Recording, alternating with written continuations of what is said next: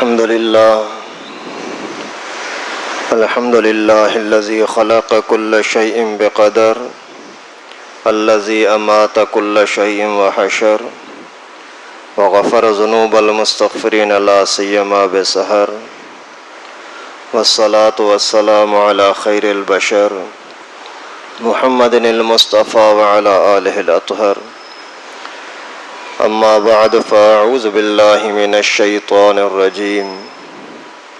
بسم الله الرحمن الرحيم. وإذ قلتم يا موسى لن نصبر على طعام واحد فادع لنا ربك يخرج لنا مما تنبت الأرض من بقلها وقثائها وفومها وعدسها وبصلها قال أتستبدلون الذي هو أدنى بالذي هو خير اهبطوا مصرا فإن لكم ما سألتم وضربت عليهم الذلة والمسكنة وباءوا بغضب من الله ذلك بأنهم كانوا يكفرون بآيات الله ويقتلون النبيين بغير الحق ذلك بما عصوا وكانوا يعتدون. صدق اللہ العلی العظیم. محترم دوستو عزیزو، قرآن پاک کی سورہ بقرہ کی ایک آیت کریمہ آپ کے سامنے تلاوت کی. اللہ تبارک و تعالی نے اسی آیت کریمہ میں حضرت موسیٰ علیہ السلام کی قوم کا تذکرہ فرمایا ہے کہ حضرت موسیٰ علیہ السلام کی جو قوم تھی ان کو بنی اسرائیل کو اللہ کے نبی نے حضرت موسیٰ نے بہت کچھ سمجھایا، لیکن وہ ظالم کتنے بدبخت نکلے. اللہ تعالیٰ نے ان کو انبیاء کرام کے خاندان میں پیدا کیا، ہزاروں نبی انہی کے نسل میں انہی کے خاندان میں آئے. انہوں نے بے قدری کی. فرعون کے عذابوں سے، فرعون کے غلامی سے اللہ تعالیٰ نے ان کو نجات دی، لیکن انہوں نے ناقدری کی. اللہ کے نبی جب ان کو سمجھاتے تو وہ اللہ کے نبی کو ٹھکرا کر کے اپنی منمانی کرتے، یعنی نبی کی ناقدری کی. اور جو اپنے چاہت ہوتی، خواہش ہوتی، اسی پر ایسے ڈٹ جاتے کہ سامنے اللہ کے نبی کی کوئی پرواہ نہیں، اللہ تعالیٰ کی طرف سے نازل کردہ کتاب کی اور حکم کی کوئی پرواہ نہیں کرتے تھے.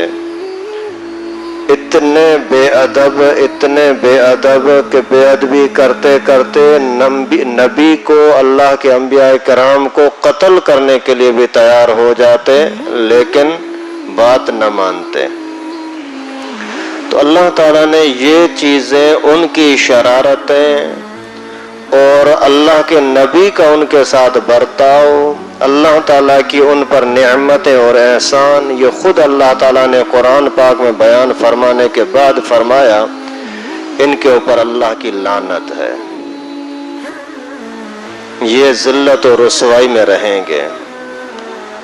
تو یہ قصہ، یہ واقعہ اللہ نے ہمیں بتلا کر کے اس بات کی طرف ہمیں تنبیہ کر دی کہ آپ بھی اگر وہی خرابیاں، وہی شرارتیں کرو گے جو انہوں نے کی تھی، تو جس طرح سے وہ رسوا ہوئے اسی طرح سے تم بھی رسوا ہو جاؤ گے.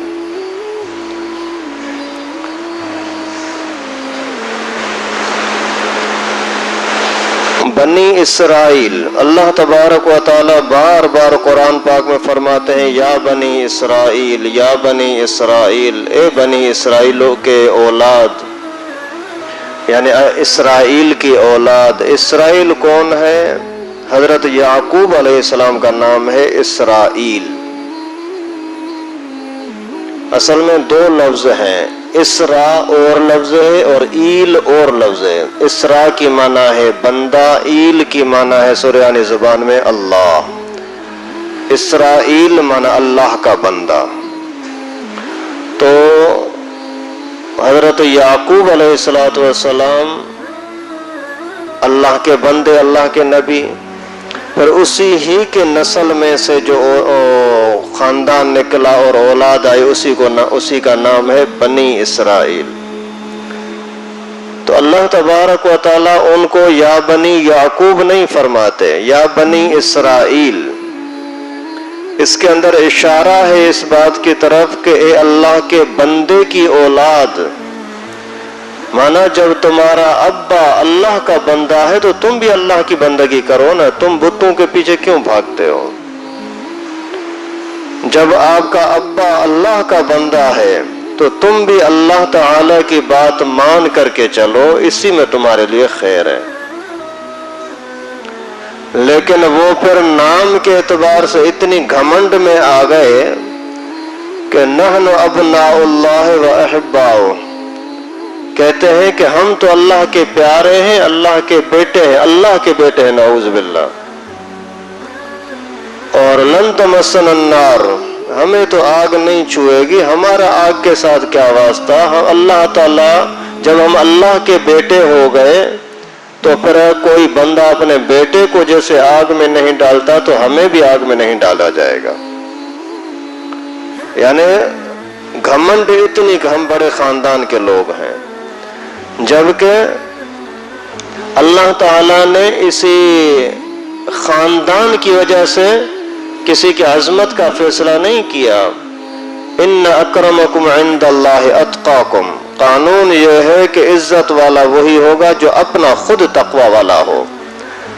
یہ نہیں کہ میرا دادا نبی تھا، میرا ابو نبی تھا، میں تو بزرگوں کے خاندان میں سے ہوں، اور میرا باپ بزرگ تھا، میرا دادا بزرگ تھا. نہیں، اپنا کردار اچھا ہے تو ٹھیک، نہیں تو پھر باپ داداؤں کی سفارش تیرے کام کی نہیں ہے. رسول اللہ صلی اللہ علیہ وسلم نے اپنی بیٹی فاطمہ سے فرمایا، بیٹی یہ نہ سمجھنا کہ میرا ابو نبی ہے، تیرے اعمال اچھے ہوں گے تو تجھے فائدہ ملے گا، نہیں تو نہیں. تو کائنات کا سردار، سب انبیاءوں کا امام حضرت پیغمبر کریم صلی اللہ علیہ وسلم، وہ اپنی بیٹی سے جب یہ کہتے ہیں تو آج کل کے کسی ملا کو، کسی پیر فقیر کو یہ کہنے کی کب اجازت ہو سکتی ہے کہ بولے کہ میں تو بھائی بزرگوں کے خاندان کا ہوں؟ بے شک تمہارے بزرگ بڑے اللہ والے، لیکن تیرا کردار کیا ہے؟ جیسے آج کل ہمارے پاکستان کے اندر پیر پگاڑا، پیر کیوں کہتے ہیں کہ یہ بڑے بزرگوں کے خاندان کا ہے، لیکن اپنا افعال دیکھو کہ لوگوں سے سجدہ کراتا ہے کہ مجھے آ کر کے سجدہ کرو. شاہ محمود قریشی بڑا پیر صاحب ہے، لوگ علاقے میں جاتا ہے، لوگ اس کے پاؤں چومتے ہیں، اور شکل دیکھو کافروں کے بڑے کلنٹن اور بش اور ٹرمپ کی شکل دیکھو اور اس کی شکل دیکھو، کوئی فرق نظر نہیں آئے گا. تو پیر زیادہ ہونا کافی نہیں ہے، پیروں کی اولاد ہونا کافی نہیں، خود اپنا کردار بھی اچھا ہو. تو یہودیوں کو بھی یہی گھمنڈ تھی کہ ہم تو انبیاء کرام کے اولاد ہیں، ہمیں کیا ہوگا.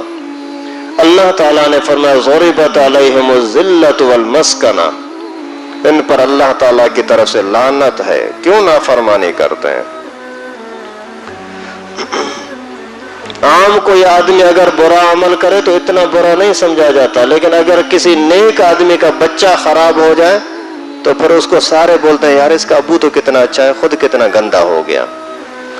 ارے ظالموں، تم جب انبیاء کرام کی اولاد ہو، اس کی نسل میں سے ہو، تو پھر اس کی بات تو مانو. حضرت موسیٰ علیہ السلام نے ان کو فرعون سے آزادی دلائی. فرعون کی حکومت ان کو غلام بنا رہی تھی.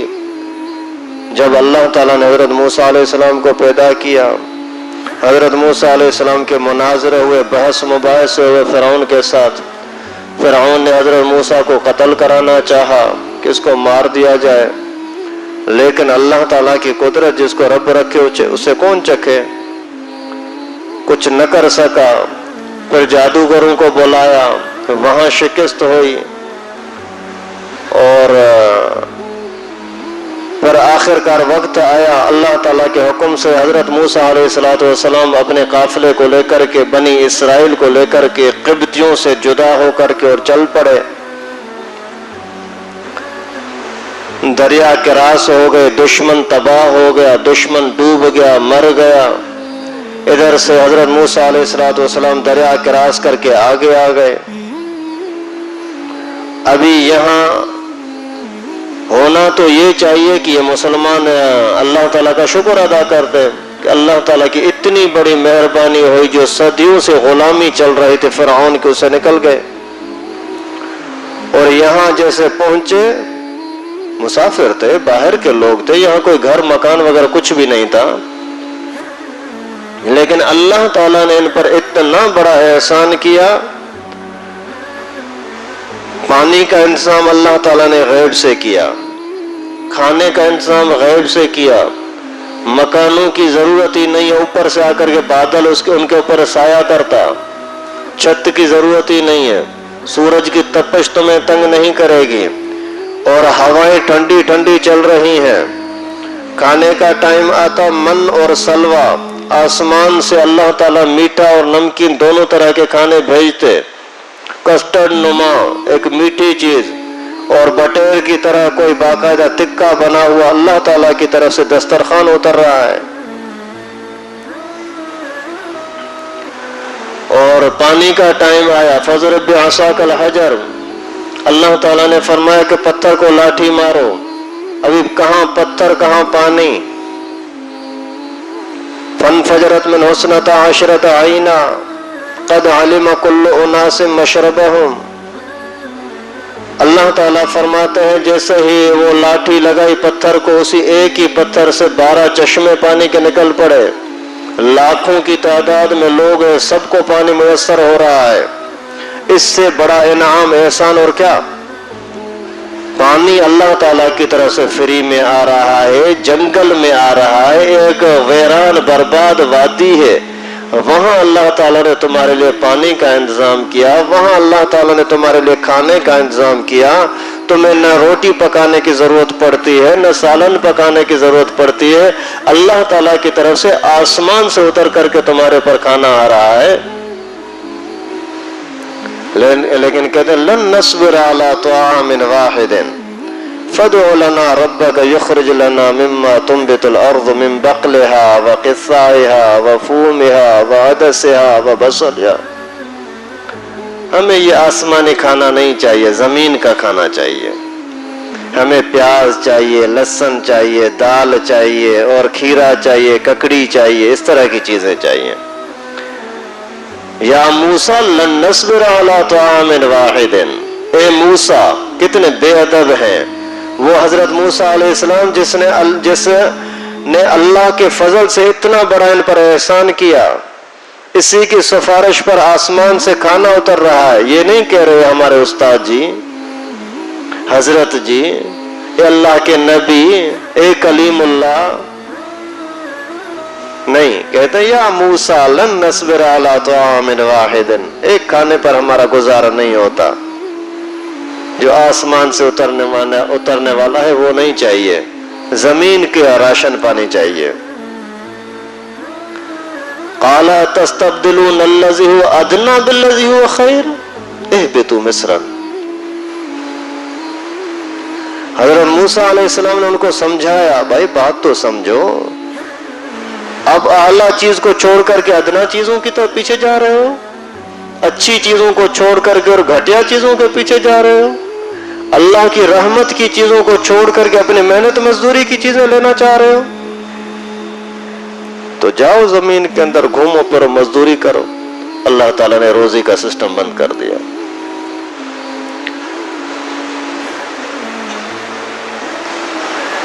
تو یہ بے ادب اور اللہ کے نبی کی نافرمانی کرنے والے دشمن، اللہ تعالیٰ نے یہاں وادی کے اندر پہنچایا اور اتنے بڑے احسانات کرتے رہے، لیکن انہوں نے کیا برتاؤ کیا؟ نہیں، اللہ کی نعمتوں پر شکر تو نہیں، الٹا انکار۔ توہین کر رہے ہیں، مذاق اڑا رہے ہیں۔ حضرت موسیٰ علیہ السلام نے فرمایا کہ رکو، میں آپ کے لیے اللہ تعالیٰ سے قانون لے کر کے آتا ہوں۔ خود مطالبہ کیا، ہم کس کی عبادت کریں؟ کوئی سامنے ہو تو صحیح، کوئی بت کی عبادت کرتا ہے، کوئی کس کی، کوئی فرعون کی، ہم کس کی عبادت کریں؟ حضرت موسیٰ علیہ السلام نے فرمایا میں اللہ تعالیٰ سے لے کے آتا ہوں کوئی نہ کوئی آپ کے لیے قانون۔ اللہ تبارک و تعالیٰ سے تورات لے کر کے لینے کے لیے تشریف لے گئے۔ واپس جیسے تشریف لائے تو یہ ان ظالموں نے ایک بچڑا بنا لیا، سونے کا، چاندی کا، اور اٹھ کے اس کے اندر مٹی وغیرہ ڈال کر کے ابھی ہمارا یہ خدا ہے، اور کہتے ہیں کہ ہمارا خدا تو یہاں بیٹھا ہوا ہے، اور حضرت موسیٰ پتہ نہیں طور سینا پر اس کو ڈھونڈنے کے لیے گئے ہیں۔ یعنی اتنی بے ادبی۔ جب اللہ تعالیٰ کی طرف سے پیغام آیا، کتاب آئی، کہتے ہیں کہ ہمیں کیا پتا کہ اللہ کی طرف سے ہے، ہم اللہ تعالیٰ کو دیکھیں، اللہ تعالیٰ سے ملاقات کریں گے تو پھر مانیں گے، ورنہ نہیں مانیں گے۔ ارنا اللہ جہرتاً، سامنے اللہ کو دیکھیں تو پھر مانیں گے۔ تو انہوں نے اس طرح کی شرارتیں کی جن کا نتیجہ یہ ہوا کہ ضربت علیہم الذلہ، لعن اللہ الیہود والنصارى، اللہ تعالیٰ فرماتے ہیں ان پر اللہ تعالیٰ کی لعنت ہے۔ تو ان کے اندر خاص خرابیاں کیا تھیں؟ اللہ کے نبی کی بے ادبی، اللہ تعالیٰ کے نبی کی بے ادبی، اللہ تعالیٰ کی نعمتوں کی بے قدری، اور اعلیٰ چیز کو چھوڑ کر کے چھوٹی گھٹیا چیزوں کے پیچھے دوڑنا۔ اگر یہی چیزیں آج کے امت کے اندر ہوں گی تو یہ بھی اسی ہی عذاب کے حقدار ہوں گے، ان پر بھی اللہ کی لعنت برسے گی، ان پر بھی اللہ تعالیٰ کی طرف سے عذاب ہی آئے گا۔ اور وہ ساری کی ساری خرابیاں اللہ تعالیٰ ہمیں اپنے پناہ میں رکھے مسلمانوں میں پائی جاتی ہیں۔ وہ اللہ کے نبی کی بے ادبی کرتے تھے، آج کے لوگ بھی اللہ کے نبی کی بھی بے ادبی کرتے ہیں، لیکن جو ان کے وارث موجودہ زمانے کے دین کے رہنما ہیں ان کی کتنی بے ادبی کرتے ہیں۔ علماء کی اس زمانے میں دین پہنچانے والا حضرت موسیٰ علیہ السلام، اس کے ساتھ دشمنی کی، تہمتیں بھی لگائیں۔ ایک لڑکی سامنے کھڑی ہو گئی، تو نے میرے ساتھ زنا کیا، نعوذ باللہ۔ اس سے بڑی کوئی گندی قوم ہو سکتی ہے؟ اور بالکل وہی خرابی آج کے مسلمانوں میں، یہ مولانا تو ایسا ہے، یہ مولوی تو ایسا ہے، یہودی بھی وقت کے دین والوں کے دشمن، آج کے مسلمان کہلانے والے بھی وقت کے دین والوں کے دشمن، تو پھر جو سزا ان کو آئی وہی آج کے لوگوں کو بھی، وہ بھی تو حقدار ہیں۔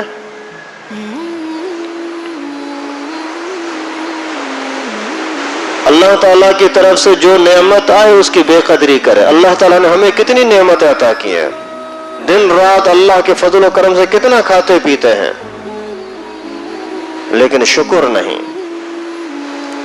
نہیں کرتے۔ یہ نہیں، اور یہ بھی چاہیے، یہ بھی چاہیے، یہ بھی چاہیے۔ شداد کا تذکرہ اللہ تعالیٰ نے قرآن میں فرمایا ہے کہ اس نے جنت بنائی تھی، نام نہیں آیا لیکن تذکرہ آیا ہے۔ اس نے جنت بنائی تھی، مقصد یہ کہ ہر طرح کی نعمت میرے پاس ہو۔ یہی خواہش آج کے مسلمانوں میں بھی ہے نا، میرا بنگلہ ایسا ہو، اس کے اندر بیڈ اور صوفہ سیٹ اور یہ اس طرح کے ہوں۔ جو اعلیٰ سے اعلیٰ کوئی چیز، کوئی خیال وہم و گمان میں آتی ہے، وہ بولتا ہے میرے گھر میں تو ہونی چاہیے۔ بھائی رہے گا کتنا تو دنیا کے اندر، اتنا مست لگا ہے دنیا کے پیچھے۔ جس طرح شداد نے پھر اپنی جنت بنائی اور اس کے اندر ٹھہر نہ سکا، جا نہ سکا، اس طرح تو بھی پوری محنت کر کے پوری زندگی کی محنت اسی میں لگا دیتا ہے، تو کتنا ٹھہرے گا اس کے اندر؟ اور ہم اس کے پیچھے کتنا لگے ہوئے ہیں۔ ہمارے 24 گھنٹے میں سے جو نیند کا ٹائم ہے وہ تو نکالو۔ نیند میں بھی زیادہ تر لوگ نیند کرتے نہیں ہیں، نیند کے ٹائم پر وہ بھی سوچتے رہتے ہیں کیسے پیسہ کماؤں، یہ کروں یہ کروں۔ لیکن اس کے علاوہ جتنا ٹائم ہے اس میں سے کتنا ٹائم یہ دین کو دیتے ہیں, کتنا ٹائم دنیا کمانے کو دیتے ہیں؟ اندازہ کرو, پتہ لگ جائے گا. پھر جتنی آپ نے دنیا کمائی وہ پھر کہاں لگا دی؟ اپنی دنیا کی جنت بنانے میں. آپ نے لاکھوں روپے کروڑوں روپے کمائے اور لگا دیے مکان بنانے کے اندر. مکان میں رہیں گے تو دوسرے, اس سے مزے تو دوسرے چکھیں گے, حساب تو تجھے دینا ہوگا. حساب تو تجھے دینا ہوگا نا. کہاں سے لایا اتنا پیسہ؟ لایا کہاں سے؟ خرچ کہاں کیا؟ یہی تو اپنے مکان بنانے کے لیے اگر لاکھ روپیہ لگا سکتا تھا تو اللہ کا مکان بنانے کے لیے, اللہ کا گھر بنانے کے لیے 1000 نہیں دے سکتا تھا؟ ہر بندہ اپنے دل پہ ہاتھ رکھے. یہ کوئی سمجھ میں نہ آنے والی بات نہیں ہے, عام سی بات ہے. آپ کو اپنے بیوی بچوں کے لیے تو کروڑ روپے کا گھر بنا سکتا ہے, اللہ کے گھر کے لیے 1 لاکھ نہیں دے سکتا. پھر تمنا رکھتا ہے تو اللہ مجھے جنت عطا کرے گا. جنت کو اتنا سستا سمجھا ہے. مسلمان کی شان کیا ہونی چاہیے کہ اس کا دنیا میں رہنا ہے صرف بھوک مٹانے کے لیے, عیاشی کرنے کے لیے نہیں. گھر بنانا ہے سر چھپانے کے لیے, دھوپ سے بچنے کے لیے, اور یہ سے محلات بنانے کے پیچھے لگ گیا.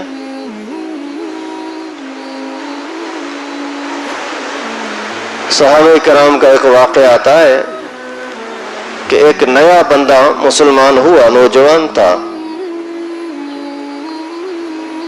تو جیسے مسلمان ہوا تو وہ اپنے باغ جو اس کا پرانا تھا اسی باغ کو دیوار دینا چاہ رہا تھا. دیوار جیسے ہی بناتا آیا تو ایک جگہ پر کچھ درخت کسی دوسرے کے باغ کے تھے. ابھی اس کی وجہ سے اس کی دیوار خراب ہو رہی ہے. اس نے سوچا کہ میں مالک سے یہ باغ خرید لوں. خیر وہ اس کے پاس گیا, اس نے دینے کے لیے تیار نہیں ہوا, نہیں میں نہیں دیتا. خیر لمبا قصہ ہے, میں مختصر جو اس کا جز آپ کو بتانا چاہ رہا ہوں وہ بتاؤں. تو پیغمبر کریم صلی اللہ علیہ وسلم نے اس نئے مسلمان کا دل خوش کرنے کے لیے فرمایا کہ اگر وہ درخت اسی کو کوئی دلائے گا, اسی کو دے دے گا تو اس کے لیے جنت میں اللہ تعالیٰ درخت عطا کریں گے. تو میں واقعے کو شارٹ کٹ کر رہا ہوں خاص پوائنٹ بتانے کے لیے. تو ایک شخص نے عرض کیا کہ اللہ کے رسول, اگر میں ایسا کروں کہ یہ درخت لے کر کے اس کو دے دو, مجھے بھی اللہ تعالیٰ یہ دیں گے, اس کے بدلے میں جنت میں درخت ملے؟ پیغمبر کریم صلی اللہ علیہ وسلم نے فرمایا ہاں. اسی ٹائم پر اٹھا گیا, جا کر کے جس بندے کا یہ باغ تھا اس کے ساتھ گپ شپ لگائی. کافی دیر تک کچہری کرتے کرتے کرتے اس کو اپنے ساتھ رائل مائل کیا. پھر بولا وہ قبا کی طرف ایک اعلیٰ قسم کا باغ ہے, نام سنا ہے؟ بولا ہاں ہاں سنا ہے, وہ تو بڑا اچھا ہے. اچھا اس میں کھجور کے درخت کیسے لگے پتا ہے؟ بولا ہاں ہاں وہ تو بڑے عمدے ہیں, فلاں فلاں نسل کے لگے. پھر بولا یہ میرا ہے, یہ باغ میرا ہے, اور اس کے اندر 1000 درخت ہیں. اگر آپ کا دل مطمئن ہو تو یہ اپنے 5-10 جو درخت ہیں یہ مجھے دے دے, وہ 1000 درخت تجھے دے دیتا ہوں. وہ حیران ہو گیا کہ وہ اتنا عمدہ باغ جو یہاں اس کا نام ہے ہر جگہ پر, یہ اعلیٰ قسم کا باغ ہے, وہ مجھے چند درختوں کے بدلے میں دے دے گا؟ بولا بالکل. اسی ٹائم پر راضی ہو گیا. یہ جلدی سے اٹھا, رسول اللہ صلی اللہ علیہ وسلم خدمت میں آئے. اللہ کے رسول, میں نے اس سے یہ درخت خرید لیے اور میں یہ اسی بندے کو دیتا ہوں, نئے مسلمان کو, تاکہ اس کا دل خوش ہو جائے. وہ بھی خوش ہو گیا, پیغمبر کریم صلی اللہ علیہ وسلم بھی خوش ہو گئے. ادھر سے یہ آیا اپنے اسی باغ کی طرف, باہر سے آ کر کے آواز دیتے ہیں اپنی بیوی کو, او فلاں کی ماں, او فلاں کی ماں. وہ حیران, کیا ہو گیا باہر سے آواز دے رہا ہے؟ ایسی تیری عادت تو نہیں ہے باہر سے چلانا, چیخنا, آوازیں دینا؟ فرمایا نہیں, بات ایسی ہے, میں نے یہ باغ بیچ دیا ہے, میں نے یہ باغ بیچ دیا ہے. خود اور اپنے بچوں کو لے کر کے باہر آ جاؤ، ابھی مجھے اس باغ میں آنے کی اجازت نہیں ہے۔ اندر سے آواز آئی بیچ دیا ہے؟ بولا ہاں بیچ دیا ہے، اس کے بدلے میں کہ جنت کے اندر ہمیں درخت ملیں گے۔ تو گھر والی بیوی وہیں سے آواز دے کر کے کہتی ہے کہ آج تک تو نے اچھا فیصلہ پہلے کبھی اتنا نہیں کیا جتنا آج تو نے اچھا فیصلہ کیا ہے۔ مسلمان کی تو یہ شان ہوتی ہے، اور ہم دنیا کے اندر کیسے لگ گئے ہیں؟ وہ لوگ دنیا کے دین کے مقابلے میں دنیا کو پسند کرتے تھے۔ کیا یہ بیماری آج مسلمانوں میں ہے؟ نہیں ہے۔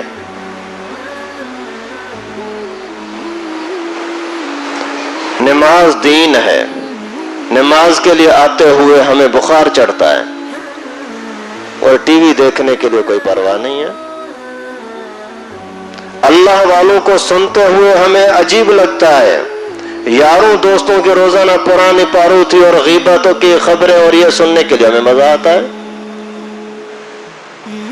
آخر کیوں؟ عام ٹی وی اور فلمیں اور موبائلیں دیکھنے کے لیے ہمارا دل چاہتا ہے کہ یہ بھی ہو یہ بھی ہو، لیکن مسجد میں آ کر کے ذکر کرنے کے لیے دل نہیں مانتا۔ کیوں؟ رسول اللہ صلی اللہ علیہ وسلم سے زیادہ دنیا کے اندر حسین کون ہو سکتے ہیں؟ با اخلاق کون ہو سکتے ہیں؟ عزت عظمت والے شان والے اور کون ہو سکتے ہیں؟ لیکن وہ رسول اللہ صلی اللہ علیہ وسلم کی عادتیں ہمیں پسند نہیں، اور ان یہودیوں کی عادتیں ہمیں پسند ہیں جن یہودیوں کے لیے اللہ تعالیٰ فرماتے ہیں ضربت علیہم الذلۃ والمسکنہ، ان پر اللہ کی لعنت ہے۔ ان کی شکل ہمیں پسند ہے، جو وہ شکل بنائیں گے داڑھی مونچھ ختم ہم وہ کریں گے، جو وہ پینٹ شرٹ پہنیں گے وہ ہمیں پسند ہے، جو وہ سر ننگا کر کے گھومیں گے وہ ہمیں پسند ہے، جو وہ پائنچے ٹخنوں سے نیچے کر کے اور پینٹ ٹخنوں سے نیچے کر کے گھومیں گے وہ ہمیں پسند ہے، وہ چلتے پھرتے جانوروں کی طرح کھائیں گے وہ ہمیں پسند ہے۔ لیکن پیغمبر کریم صلی اللہ علیہ وسلم والی داڑھی مبارک ہمیں پسند نہیں ہے، مونچھوں کو چھوٹا کرنا ہمیں پسند نہیں ہے، آنکھوں میں سرما لگانا ہمیں پسند نہیں ہے۔ انگریز والی ٹوتھ پیسٹ تو پسند ہے، لیکن مسواک لکڑی والا پسند نہیں ہے۔ ان کے گانے تو ہمیں پسند ہے، لیکن اللہ کا ذکر ہمیں پسند نہیں ہے۔ ان کی فلمیں تو ہمیں پسند ہیں، لیکن اللہ کے گھر میں بیٹھنا ہمیں پسند نہیں ہے۔ اس طرح ہر چیز کو دیکھو، جو ہمیں رسول اللہ صلی اللہ علیہ وسلم کے دشمن نے دیا طریقہ وہ ہمیں پسند ہے، لیکن جو رسول اللہ صلی اللہ علیہ وسلم نے ہمیں قرآن دیا، حدیث دی، ذکر دیا، مسجد دی، مدرسہ دیا، دینی ماحول دیا، ٹوپی دی، پگڑی دی، سنت کا لباس دیا، یہ ہمیں پسند نہیں۔ آخر کیوں؟ پھر بھی تمنا ہے کہ ہم تو جنتی ہیں، اور اللہ تعالیٰ نے رحمت کے دروازے بند نہیں کیے، کھلے ہوئے ہیں۔ ماں باپ کو بار بار ایذا تو وہ گھر سے نکال دیں گے، واپس نہیں آنے دیں گے، لیکن اللہ تعالیٰ کی طرف سے رحمت کے دروازے کھلے ہیں۔ کبھی بھی اگر آپ نے زندگی بھر بڑھاپے تک نافرمانی کرتے رہے، ابھی بھی اگر آپ نے شرمندگی کے ساتھ اللہ تعالیٰ کے سامنے جھک گئے تو اللہ تعالیٰ معاف فرما دیں گے۔ نزہۃ المجالس کے اندر ایک واقعہ بزرگوں نے لکھا ہے کہ ایک بندہ تھا زندگی بھر بتوں کو پوجتا رہا، بوڑھا ہو گیا، بڑھاپے کے زمانے میں ایک کوئی کام اس کا پھنسا، جا کر کے اسی بت کے سامنے بیٹھ گیا، ہاتھ جوڑ کر کے رو رہا ہے میری مدد کر میری مدد کر میری مدد کر۔ کافی وقت گزر گیا، کوئی آواز واپس آ نہیں رہی، ابھی بت کیا اس کی مدد کرتا۔ پھر دل میں ہی ایک احساس ہوا مجبور بہت ہوں، کس کو پکاروں؟ خیال آیا اللہ کو پکار کے دیکھتا ہوں بھلا۔ ایک ہی مرتبہ اللہ تعالی آسمان کی طرف نظر اٹھائی اور کہا اللہ میری مدد فرما۔ اسی ٹائم پر اللہ تعالیٰ کی طرف سے آواز آئی، غیبی آواز آئی، لبیک یا عبدی ما تسأل فاسأل، میرے بندے حاضر ہوں میں، کیا مانگتا ہے مانگ لے۔ فرشتوں نے کہا کہ اللہ اس نے تو زندگی بھر بتوں کو پوجا ہے، ابھی ایک مرتبہ تجھے آواز دے دی۔ اللہ تعالیٰ نے فرمایا کہ غیر اللہ میں اور اللہ میں فرق یہی تو ہے۔ زندگی بھر انسان ہے، غلطیاں ہو جاتی ہیں، کل بنی آدم خطاؤن وخیر الخطائین التوابون، سارے انسان گناہگار ہیں، غلطیاں ہو جاتی ہیں، لیکن توبہ تو کرو، اللہ تعالیٰ کی طرف واپس آ تو جاؤ۔ اللہ تبارک و تعالیٰ کے طرف آنے کی وجہ سے اللہ تعالیٰ اتنا خوش ہوتے ہیں، اتنا خوش ہوتے ہیں کہ آپ دنیا کے اندر اتنی خوشی کا تصور بھی نہیں کر سکتے۔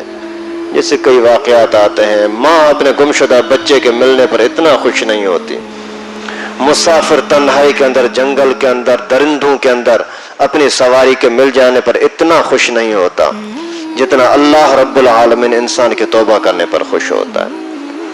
بھٹکا ہوا انسان واپس آنے پر جو اللہ تبارک و تعالیٰ کو خوشی ہوتی ہے نا، انسان دنیا میں اس کا سوچ بھی نہیں سکتا کتنی خوشی ہو سکتی ہے۔ یہ دروازے کھلے ہوئے آنکھ بند ہونے تک۔ علم جب تک نہیں تھا تو اتنی پکڑ نہیں ہے، لیکن اگر معلومات ہو گئی پھر بھی اگر کرتا ہے تو پھر یہ بندہ ایسا اگر ڈٹا رہتا ہے نا برائی پر، پھر اس کا دل کالا ہو جاتا ہے۔ جب دل کالا ہو گیا پھر اسی کو خیر کی طرف آنے کی توفیق ہی نہیں ملتی، اور خیر کی طرف آنے کی توفیق صرف مولوی ہے، دین والے ہیں بس، اور کوئی نہیں ہے جو آپ کو اللہ کا راستہ دکھائے، اور کوئی نہیں ہے بھائی، کوئی نہیں ہے۔ اللہ تعالیٰ سے دعا ہے کہ اللہ پاک ہم سب کو مسجد کے ساتھ، مسجد والوں کے ساتھ، مدرسوں کے ساتھ، تبلیغ کے ساتھ، دین والوں کے ساتھ جڑے رہنے کی توفیق نصیب فرمائے۔ وآخر دعوانا ان الحمد للہ۔